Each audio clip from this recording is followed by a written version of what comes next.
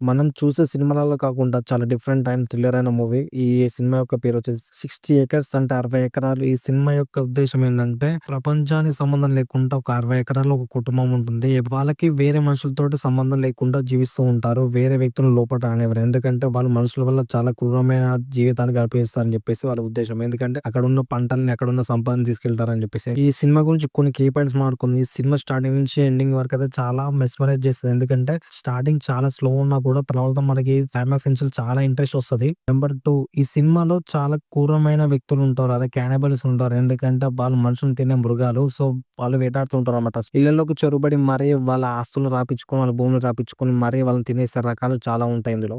Number 3, ఈ సినిమాలో ఫ్యామిలీకి ఉండే ఎమోషన్, అలాగే ఫ్యామిలీ మీద తీసుకునే కేర్ అనేది ఈ సినిమాలో చాలా బాగా చూపిస్తారు. ఎందుకంటే బయటి మనుషుల్ని అంత ఈజీగా నమ్మకుండా వాళ్ళ కుటుంబాన్ని ఎలా కోల్పోయారని చెప్పేసి చిన్న క్లైమాక్స్ బిట్ ఉంటది. సో ఆ క్లైమాక్స్ బిట్‌లో ఏందంటే మనం చూపిస్తున్నప్పుడు మనుషుల్ని నమ్మొద్దు. క్యానిబల్స్ ఎలా ఉంటారు, అకృతాలను ఎలా చేస్తారు, వాళ్ళు ఎంతకన్నా డేంజర్ ఉంటారని చెప్పేసి చూపిస్తారు. నెంబర్ 4, ఈ సినిమాలో చాలా క్రూరమైన సీన్స్ ఉంటాయి. అలాగే మనుషులను చంపేసే సీన్స్, అలాగే అన్‌ఎక్స్‌పెక్టెడ్‌గా జరిగే కొన్ని సీన్స్ చాలా చాలా ఘోరంగా ఉంటాయి. ఎందుకంటే క్యానిబల్స్ అనేవాళ్ళు అంత డేంజర్‌గా ఉంటారు. అంత చొరబడి మరీ వాళ్ళని చంపేసి వాళ్ళ దగ్గర నుంచి లాక్కునే సీన్స్ చాలా చాలా ఉంటాయి. నెంబర్ 5, ఈ సినిమాలో కనిపించే ప్రతి సీన్ అయినా మనకి చాలా మంచిగా అనిపిస్తాయి. ఎందుకంటే కొన్ని కొన్ని ఫ్రేమ్స్‌లలో చాలా చాలా బాగుంటుంది. చూడ్డానికి బాగుంటుంది. ఎందుకంటే స్టార్టింగ్ ఒక 40 మినిట్స్ అంత అనిపియదు. అక్కడి నుంచి కొంచెం రివైండ్ చేసుకుంటూ స్టోరీ అనేది ఇంకా డీప్‌గా వెళ్ళిపోతుంది.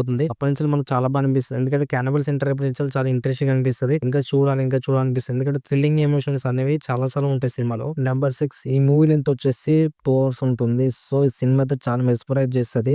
మోరల్ ఆఫ్ ది స్టోరీ ఏంటంటే, ఇలాంటి సినిమాలు అంటే మనకి ఇష్టం కాబట్టి, ఇలాంటి యాక్షన్ అండ్ థ్రిల్లర్ సినిమాలు చాలా చాలా ఉన్నాయి. సో ఎక్సైట్‌మెంట్ అయ్యే సినిమాలు చాలా ఉంటాయి. సో అందులో ఏంటంటే నాకు చాలా ఇంట్రెస్ట్ అనిపించింది.